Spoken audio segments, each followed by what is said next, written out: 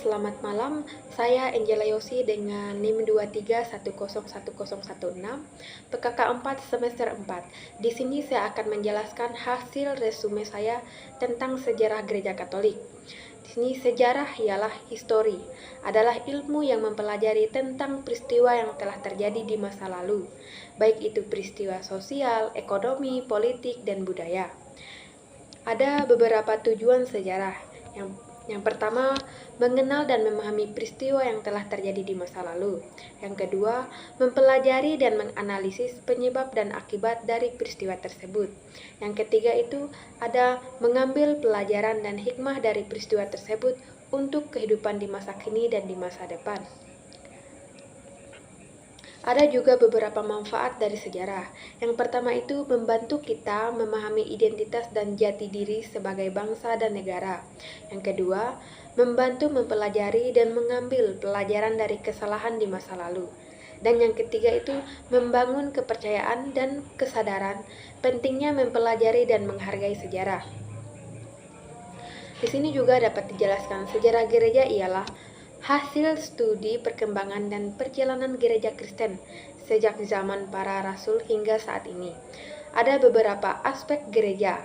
Yang pertama, perkembangan doktrin dan teologi Kristen. Yang kedua, ada sejarah gereja lokal dan denominasi Kristen. Yang ketiga, peran gereja dalam sejarah sosial, politik, dan budaya. Yang keempat, perkembangan liturgi, ibadat, dan praktek keagamaan Kristen. Dan yang kelima ada sejarah para pemimpin gereja seperti paus, uskup, dan reformator.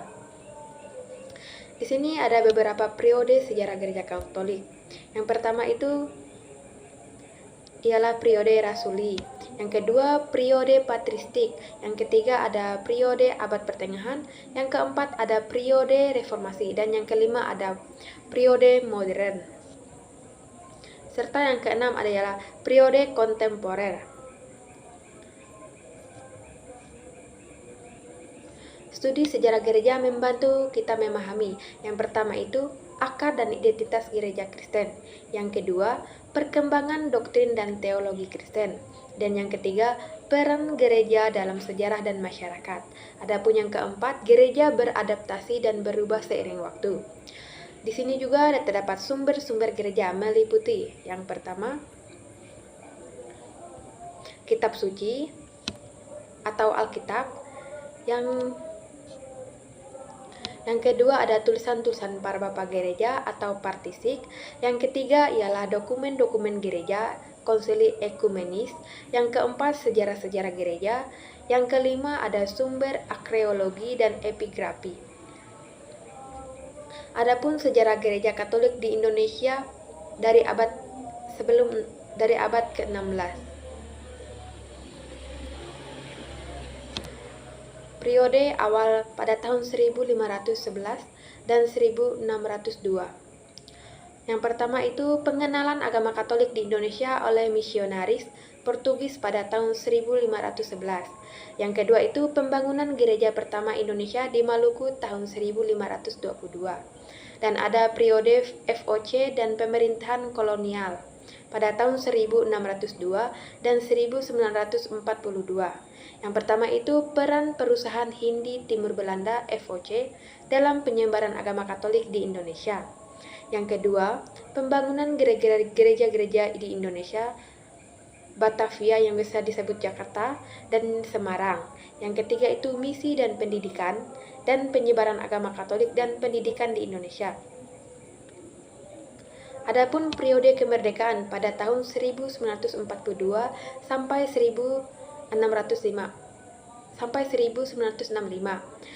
Yang pertama itu ada kemerdekaan Indonesia 17 Agustus 1945. Yang kedua ada pangkuan gereja mengembangkan identitas dan otonomi. Yang ketiga, peran gereja dan pembangunan sosial dan ekonomi. Adapun periode modern pada tahun 1965 sampai sekarang.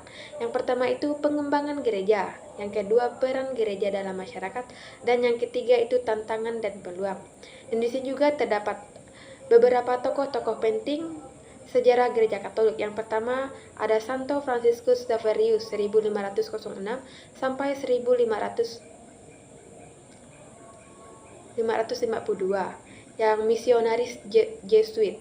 Dan yang kedua itu ada Magister Albertus Segijan Pratana pada tahun 1896 sampai 1963, termasuk uskup pertama di Indonesia. Dan yang ketiga itu ada Kardinal Julius Darmatamaja 1934 dan merupakan kardinal pertama di Indonesia. Itulah beberapa resume yang dapat saya sampaikan. Saya ucapkan terima kasih. Selamat malam, shalom.